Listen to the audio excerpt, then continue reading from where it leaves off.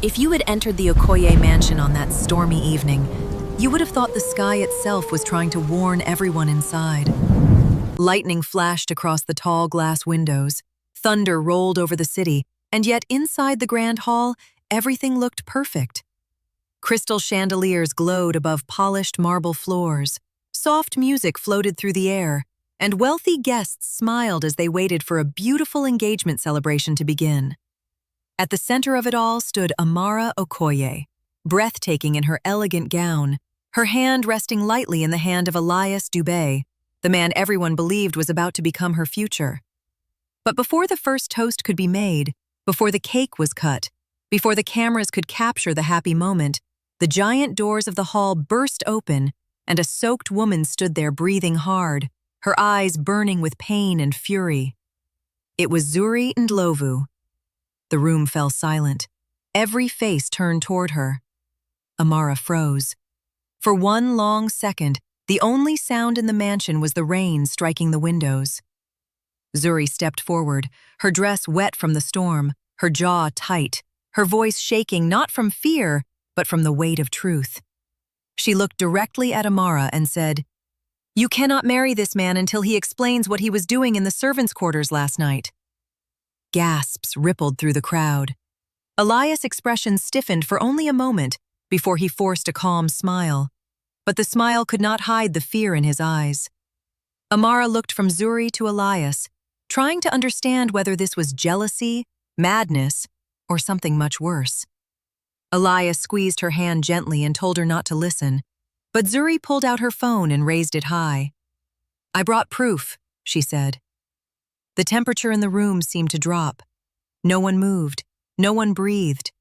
And in that suspended moment, the perfect love story everyone thought they were celebrating began to crack open.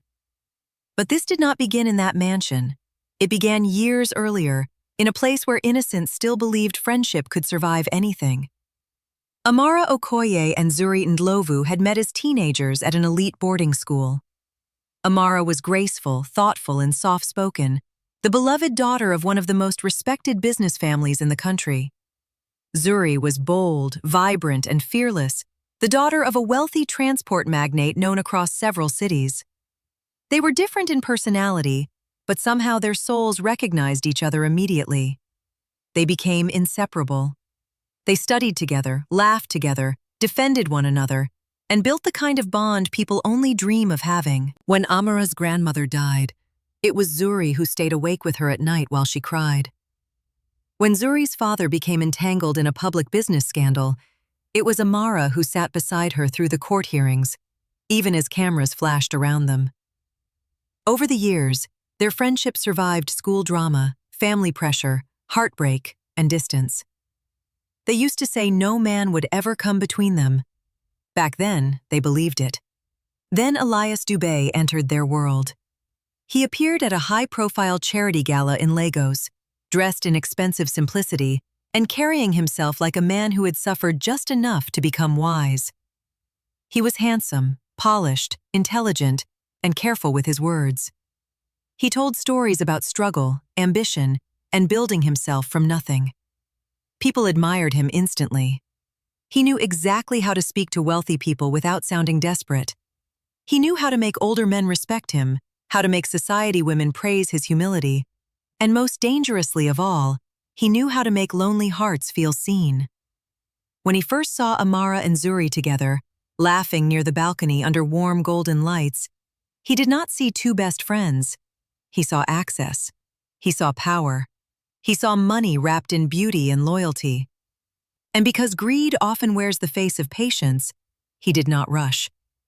To Amara, he offered gentleness. He praised her mind, not just her appearance. He listened when she spoke, remembered small details, and made her feel understood in ways many rich men in her circle never had. To Zuri, he offered honesty. He spoke to her like she was strong enough to hear difficult truths and intelligent enough to understand ambition. He built two separate emotional roads, one leading into Amara's heart and the other into Zuri's trust. Neither woman realized at first that while he appeared sincere, he was only studying their weaknesses. He learned that Amara's greatest strength was loyalty, but loyalty can become blindness when attached to love. He learned that Zuri's greatest strength was pride, but pride can become silence when humiliation is involved. Once he understood them, he knew exactly how to divide them. His first move seemed innocent. He asked Amara to dinner and she said yes. Zuri smiled when Amara told her. But later that night, Elias sent Zuri a message saying he hoped the situation would not make things awkward between them.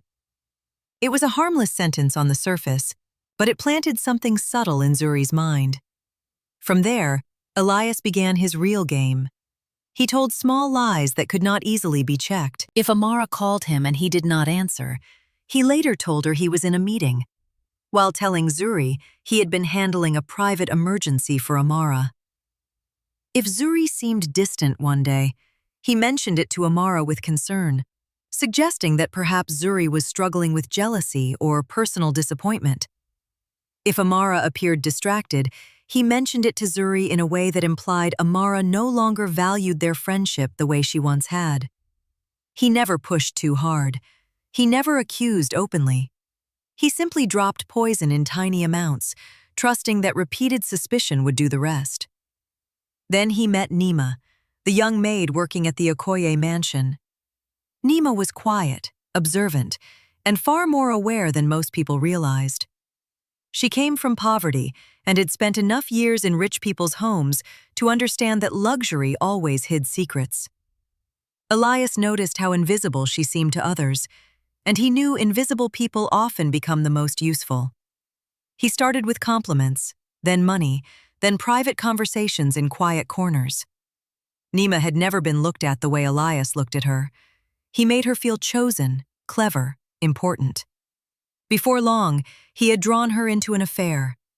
But Neema was not only his secret lover. She became his eyes inside the mansion. She told him when Amara cried, when she fought with her mother, when she left her phone unattended, when Zuri visited, what documents lay open on tables, what the mood in the house felt like. Every piece of information became another tool in Elias' hand. One afternoon, while Amara was in the shower, her phone lit up on the vanity. Neema glanced at it and saw a message from Zuri. "I don't know why, but something about him feels wrong. Please be careful." Neema secretly took a picture and sent it to Elias. That evening he called Zuri, sounding hurt and misunderstood. He said he sensed that she judged him, and perhaps people like her would never fully accept a man from his background.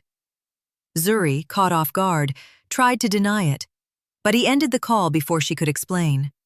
Then he went to Amara, looking troubled, and after enough concern from her, he reluctantly confessed that Zuri did not trust him and had hinted he might be using her. He spoke as if he wished to protect their friendship, which only made Amara defend him more.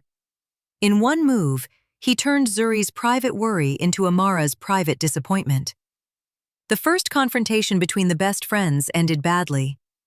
Zuri admitted she had concerns about Elias, but Amara heard accusation. Amara defended him, and Zuri heard blindness.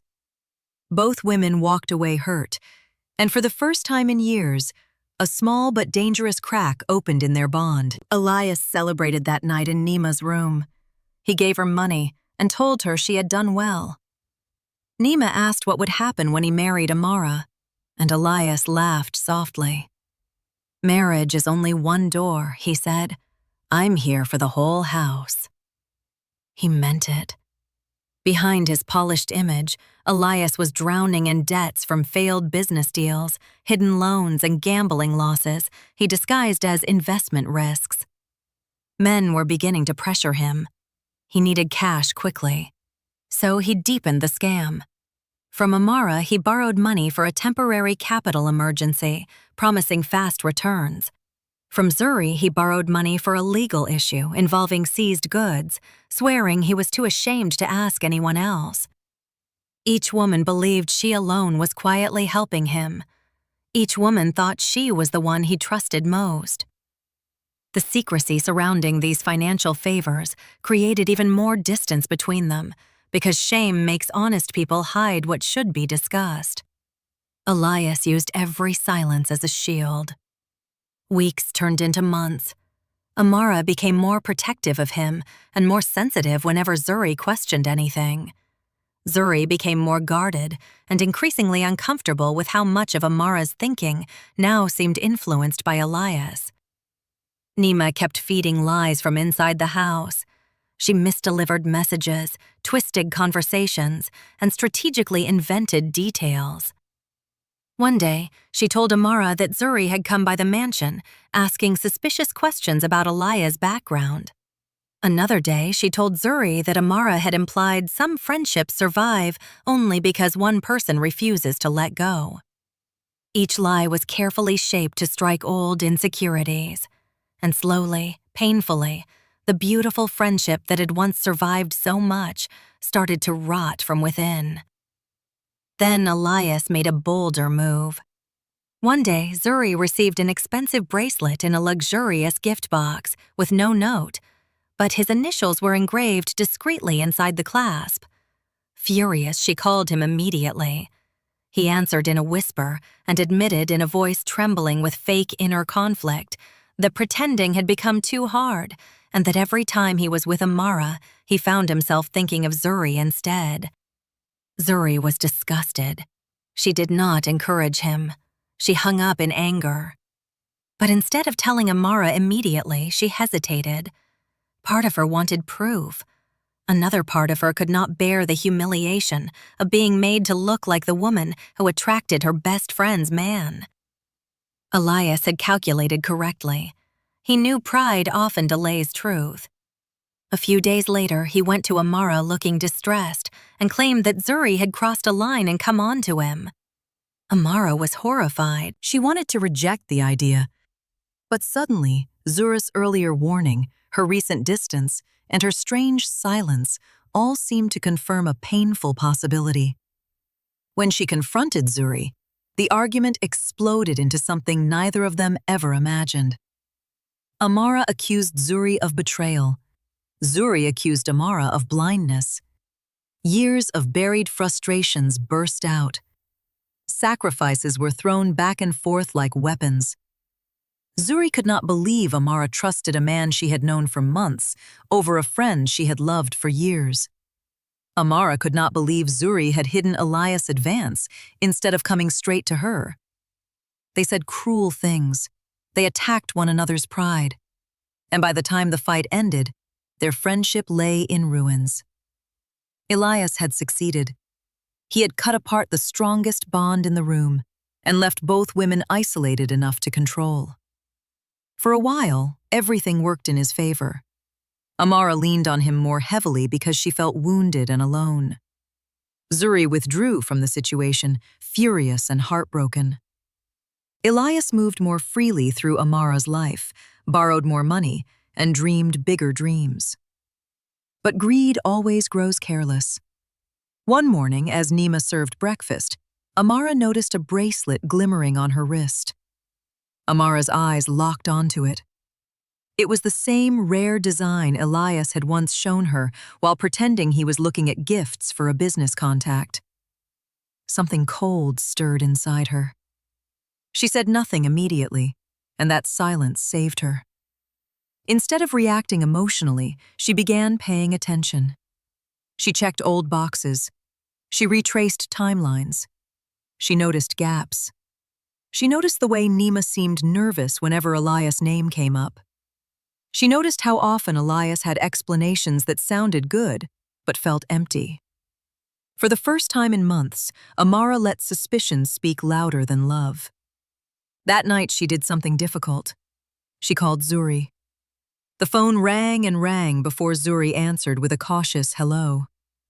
There was a pause, heavy with old hurt. Then Amara quietly said, "I think you were right about him." Pride could have destroyed everything in that moment, but pain often makes the truth more sacred than ego. Zuri did not say, "I told you so." She asked what had happened. Amara told her about the bracelet. Zuri went silent, then confessed that Elias had once sent her the same kind of bracelet and suggested feelings between them. Shame filled the space between the two women. Amara admitted she should have believed her friend. Zuri admitted she should have spoken sooner. The wound was still there, but for the first time since their friendship shattered, honesty stepped back into the room. They met secretly that same night and began comparing everything. Messages, dates, transfers, incidents, excuses. The more they talked, the clearer the pattern became. Elias had not been confused between them. He had been using them both. Then Zuri revealed something she had hidden. Weeks earlier, a woman had approached her in a supermarket parking lot with a little girl by her side. The woman introduced herself as Safiya, Elias' ex-wife. She had warned Zuri that Elias was a manipulator who abandoned people the moment they stopped being useful. She said he had divorced her when money from her side dried up. She said he had become cold even toward their little daughter, Imani, because he no longer saw value in the life he had created. At the time, Zuri thought Safiya was simply bitter. Now she understood it had been a warning. The next morning, Amara and Zuri went to Safiya's modest apartment. It was far from the glittering neighborhoods Elias liked to haunt. The building was old but clean. When the door opened, a little girl peeked out first, holding a faded teddy bear. She had Elias' eyes. Safiya invited them in calmly, as if she had known this day would come. On the table, she laid out divorce papers, insult-filled messages from Elias, proof of financial neglect, records of unpaid support, photos of him with various women, and voice notes in which he bragged to a friend that rich women were easy to manipulate if you made them feel like they were rescuing you. There were also photos and receipts that showed he had been meeting Neema in secret for months. Amara felt sick. Zuri felt furious. But the deepest pain in the room came from Imani, who sat on the floor drawing a family with one figure standing far away beneath a dark cloud. Safiya said she never went public because women in her position are too often dismissed as bitter ex-wives, while charming men are protected by their masks. She had simply waited for the truth to gather enough witnesses. Then Safiya said something strange. She looked at Imani and said Elias would come back one day, not because he loved his daughter, but because he smelled value. Amara asked what she meant, but Safiya only said it would become clear soon.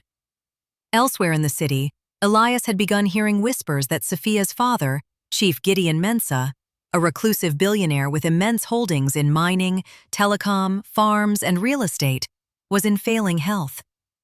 Elias suddenly saw what he believed was one final path to power. He began thinking not about regret, but about access. If Safiya's family fortune somehow flowed toward Imani, then perhaps through fatherhood he could still attach himself to unimaginable wealth. He had no idea that fate had already moved beyond him. Amara, Zuri, and Safiya decided not to confront him recklessly. They would expose him with evidence, not emotion. They gathered screenshots, duplicated voice notes, retrieved security footage from the Okoye mansion, and printed records of every transfer he had extracted from both women. The elderly night guard at the mansion, Baba Tunde, admitted he had seen Elias sneaking into the servants' wing several nights, but had been too afraid to report it after Neema insisted he was mistaken. That testimony became another nail in the coffin. Then Amara baited Elias. She called and told him her father was ready to discuss a major investment in his company, but wanted a private dinner at the mansion first. Elias agreed too quickly. Greed brightened his voice. Zuri sent him a separate message saying she wanted peace before the wedding and hoped they could clear the air privately. He replied with arrogant warmth, implying he always knew her feelings for him were deeper than she admitted. Even in a trap, vanity made him careless. The mansion dinner began in elegant silence. Elias arrived looking polished and confident. Neema nearly dropped a tray when she saw Zuri already in the house. During the meal, Elias spoke about growth, stability, and family values with the smooth conviction of a practiced liar. Then Amara set down her glass, looked at Neema, and calmly asked, "How long have you been sleeping with my maid?"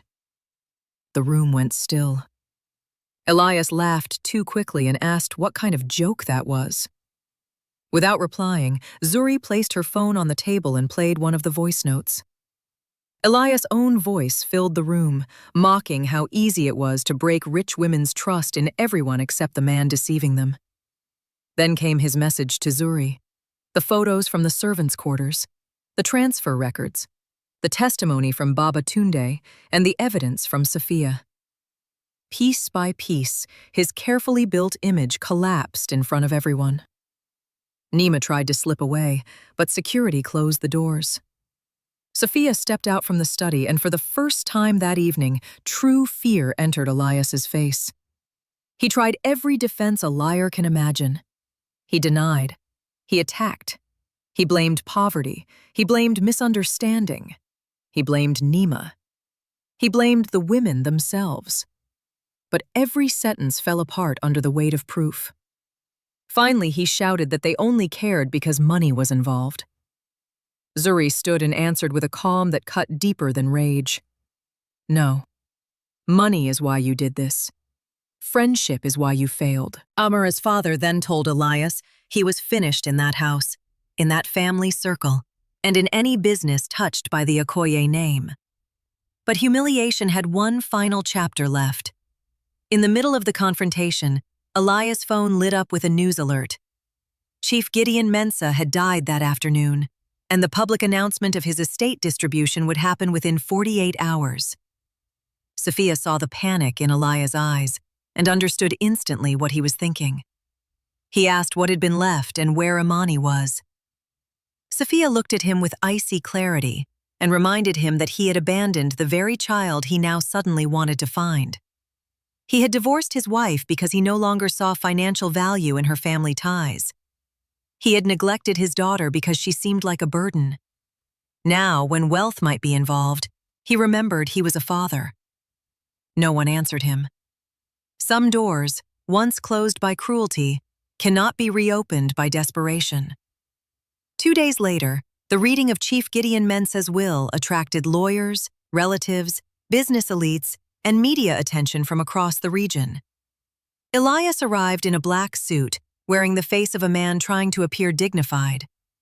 In the preceding days, he had called Safiya repeatedly, sent apologies, left gifts, and insisted he wanted to rebuild the family. None of it had worked. Inside the chamber, Safiya sat with composed strength, little Imani beside her in a white dress holding her teddy bear. Amara and Zuri were there too, no longer enemies but women remade by truth. The chief lawyer began reading. Several assets would go to charitable foundations. Some homes would remain within the family. Certain business arms would be managed by boards. Then came the central trust, the enormous core of the empire. It would pass to one primary heir, Chief Gideon's granddaughter, Imani Dube Mensah. The room erupted in shock.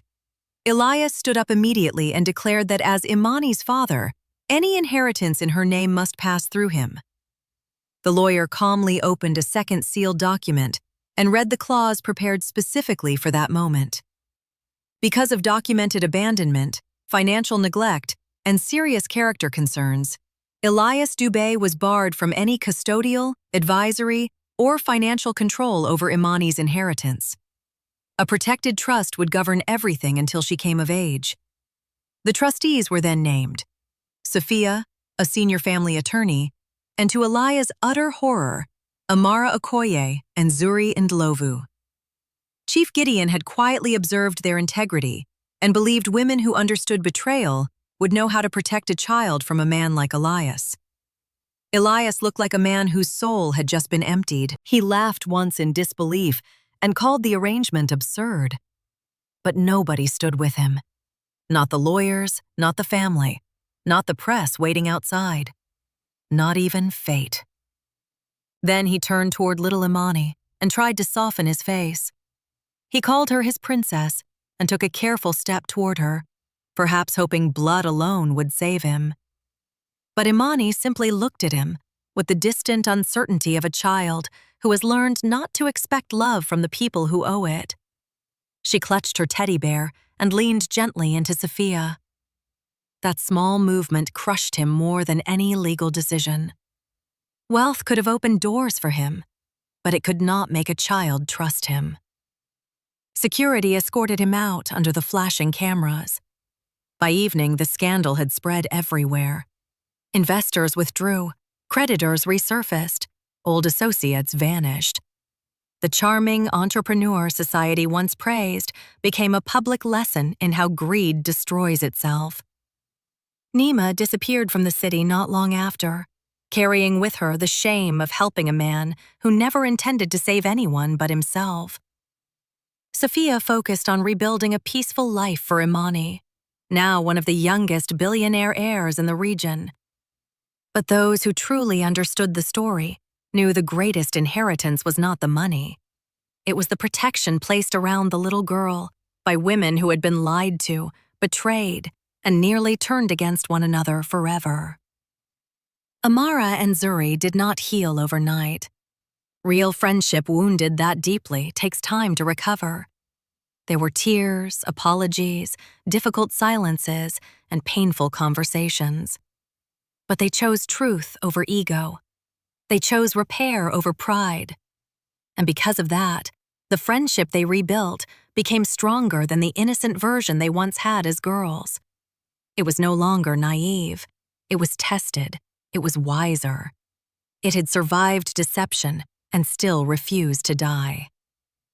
As Imani grew, she grew surrounded not only by wealth, but by women who would never again allow greed to disguise itself as love. Safiya taught her dignity. Amara taught her grace. Zuri taught her strength. Together, they became a wall around her future. Years later, people would admire the brilliant young heiress, the charitable projects in her name, the business empire waiting for her, and the rare wisdom she carried even as a child. But the deepest truth remained hidden in the heart of the story. The man who destroyed two best friends for money, abandoned his wife for money, and rejected his daughter for money, lived long enough to watch that same little daughter become richer than every dream he ever chased. And by the time he realized what he had truly lost, no amount of regret could buy his way back into her heart. So whenever people speak of betrayal, they often imagine it ending with revenge, violence, or loud public ruin. But sometimes, the most powerful ending is quieter than that. Sometimes justice is not in watching the liar cry. Sometimes justice is in watching the people he tried to break stand back up, find each other again, protect the innocent, and move forward without him. That stormy night at the mansion was never the end of a love story. It was the end of an illusion. And in the end, the truth did not arrive with roses, vows, or a wedding song. It arrived with thunder, tears, evidence, and a little girl holding a teddy bear while an empire learned her name.